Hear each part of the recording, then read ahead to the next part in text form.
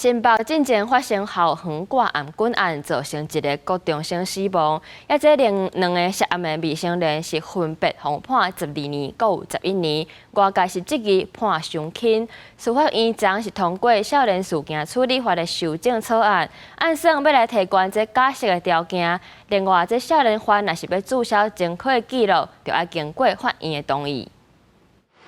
新北的校園掛頷頸案造成姓楊高中生死亡，涉過少年甲姓林少女各方判刑12年、11年，引起刑度傷輕、假釋簡單的討論。司法院經過長時間的研議，2日通過少年事件處理法的修正草案。修正的重點集中在被害人的刑事保障、假釋處遇制度甲前案記錄撤銷。被害人死亡後，家屬非常重大的創傷難以恢復，必須平衡被害人的權益，開啟了讓法官接受被害人或者被害人的親屬來申請訴訟參加。修正內容中，致人於死也是重傷案件，修正做被害人會當參與訴訟，校訂陳述意見，也毋過未當進行交付結論。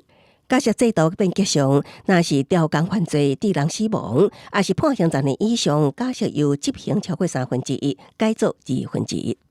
我是覺得至少這個有進步了，其他的可能我覺得還不夠。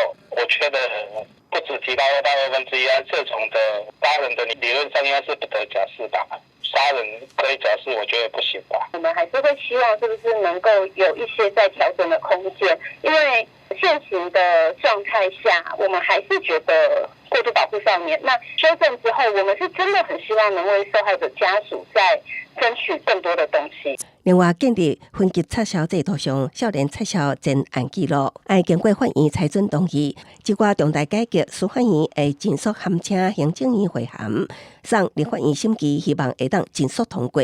記者綜合報道。